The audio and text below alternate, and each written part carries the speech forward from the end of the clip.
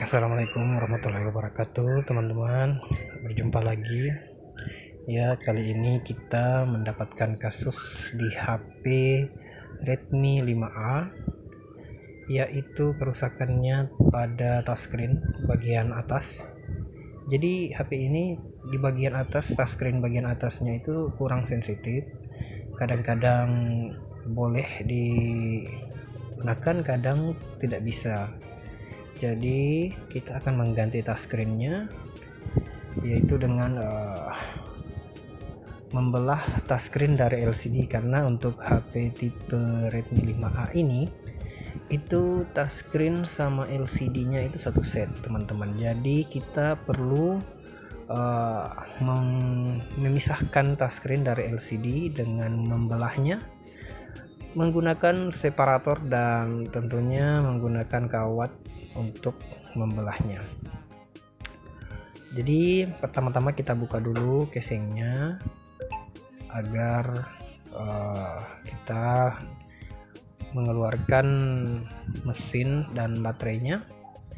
Sebelum pada akhirnya kita akan mencabut LCD-nya, teman-teman.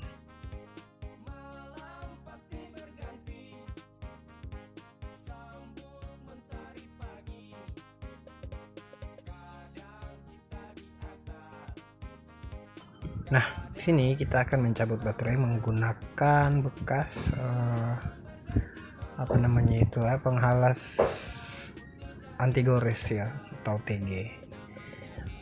Itu kita berikan minyak kayu putih atau bensin atau pertalite di bagian kertasnya agar bisa membantu mencairkan lemnya supaya mudah diangkat, baik baterai maupun LCD-nya. Dan kita bantu panaskan menggunakan blower agar lebih mudah untuk mengangkat LCD-nya, karena kalau dipanaskan dengan blower, lem-lemnya akan menjadi tidak keras ya, sehingga mudah untuk mengangkat baterai ataupun LCD. Lalu kita letakkan LCD-nya di separator yang sudah disetel panasnya 90 hingga 100. Setelah 2 menit berada di separator yang tersetel panasnya 100, kita lakukan pemisahan menggunakan kawat khusus pemisah. Di sini saya menggunakan kawat dengan ukuran 0,10. Kita pisahkan seperti itu, teman-teman ya. Kemudian kita bersihkan sisa-sisa lem oka keringnya dengan menggunakan minyak kayu putih dan kain yang halus ya, teman-teman. Kita bersihkan hingga benar-benar lemnya hilang, tidak ada bekas-bekas lem lagi, agar bisa rapi, teman-teman, saat melakukan pengeleman ulang atau memberikan lem yang baru. Karena kalau masih ada bekas-bekasnya sangat mengganggu, sangat jelek dilihat ya, teman-teman. Kemudian ini untuk fleksibelnya kita buka dulu sementara agar bisa enak dalam bekerja.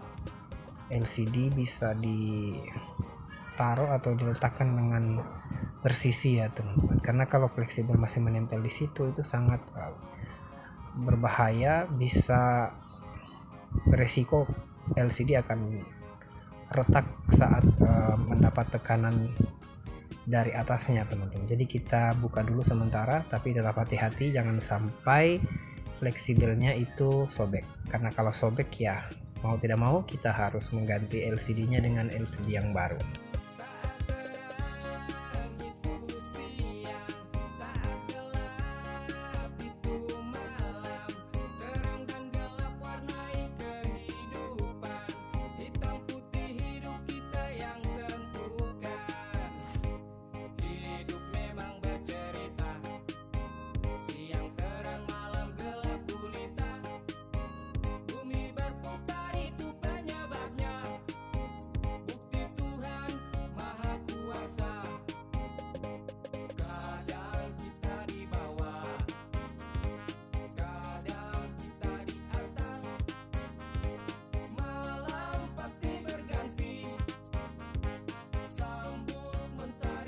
Nah, setelah kita melakukan pembersihan dari bekas lem maupun dari debu, kita kemudian melakukan pemberian atau pemasangan lem oka keringnya, teman-teman, seperti ini ya.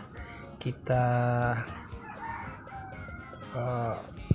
tempelkan dulu paling bawah, usahakan rapi ya teman-teman, jangan sampai ada gelembung atau bubble-bubble yang muncul di bagian paling bawah ini teman-teman, karena disinilah hasilnya akan bagus atau tidak itu tergantung dari awal pemasangan lemnya. Kalau dari awal sudah ada gelembung, pasti hasilnya bakalan tidak bagus. Nah, ini kita ratakan menggunakan alat khususnya, roller buat lem oka keringnya teman-teman, biar rata dan tidak ada atau meminimalis gelembung yang akan dapat muncul di bagian LCD yang kita berikan lem oka kering ini. Kemudian kita rapikan sisa-sisa lem okanya ya, dan kita tes touchscreen yang baru yang akan kita pasangkan. Kita tes semua fungsinya dari atas hingga bawah, hingga bagian tombol kembali sama tombol windownya. Kita coba semuanya sebelum kita lem. Kalau semua sudah berfungsi dengan normal, baru kita lakukan pengeleman pada touchscreen yang baru ini teman-teman.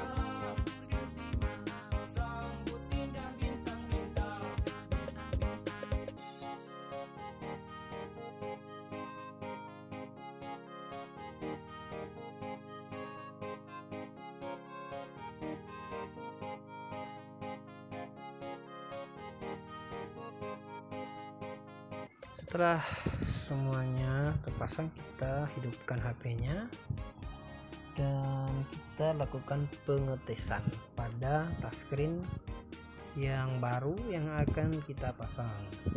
Karena teman-teman, kenapa harus kita lakukan pengetesan? Karena touchscreen atau barang baru pun belum ada jaminan kalau dia normal. Pengalaman beberapa kali saya membeli touchscreen,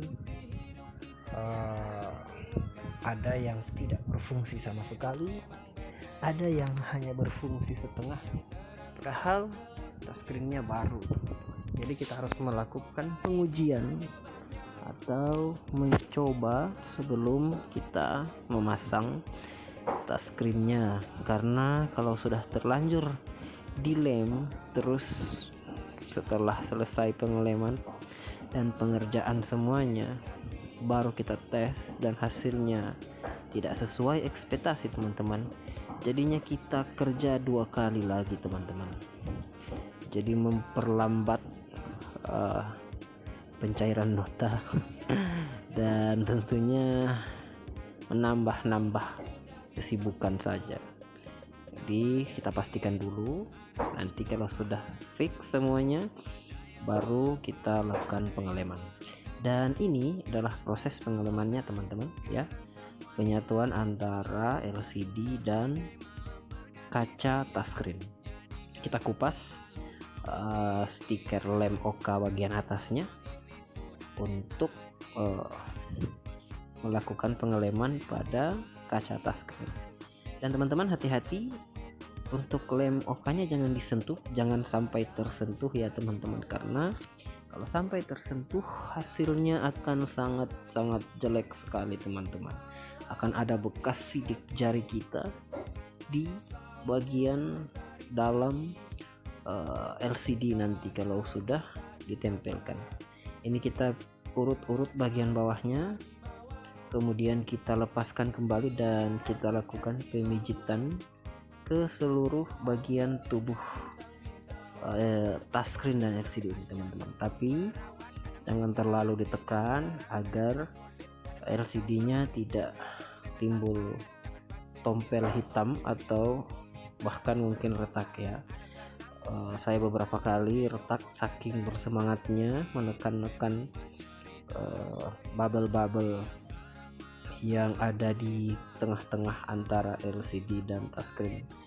Jadi kita pijit-pijit saja, pijit santai. Kenapa harus dipijit? Karena ya mungkin LCD-nya tadi masuk angin. Enggak teman-teman, itu dipijit-pijit itu untuk menghilangkan bubble-bubble atau balon-balon atau apa namanya lah itu ya, kayak apa itu ya, balon lah pokoknya namanya.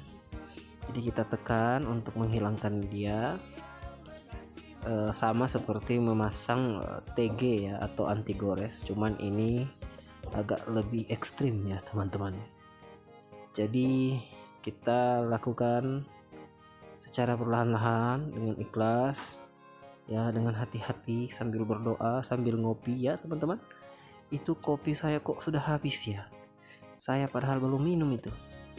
Apa jangan-jangan gelasnya bocor ya? Ya teman-teman, saat mengerjakan seperti pekerjaan ini kita harus sabar dan tentunya harus ada kopi. Oke teman-teman, kita selesai melakukan pemijatan pada touchscreen, dan setelah itu kita lakukan pengeleman ya teman-teman. Mohon maaf untuk video pengelemannya, pemberian lem pada pinggiran-pinggiran dan pada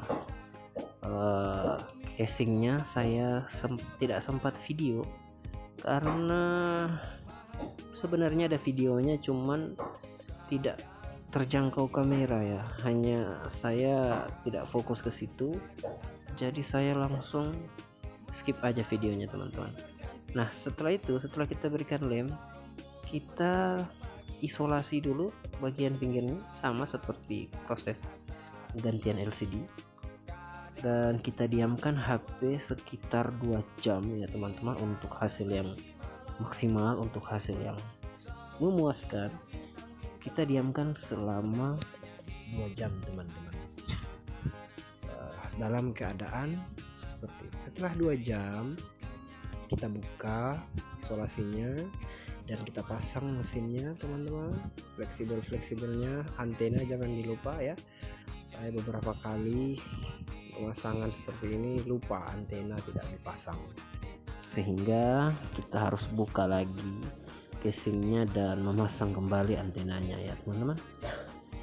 Untuk itu kita di bagian bawah baterai kita berikan double tip supaya baterainya tidak goyang ke sana kemari ya, dan kita pasang kembali semua baut-bautnya. Jangan sampai ada baut yang tidak bertuannya, kita pastikan tidak ada baut yang tersisa teman-teman ya.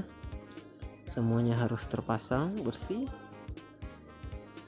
dan setelah itu kita lakukan lagi pengetesan untuk finishing akhirnya. Kita lakukan pengetesan semuanya ya teman-teman.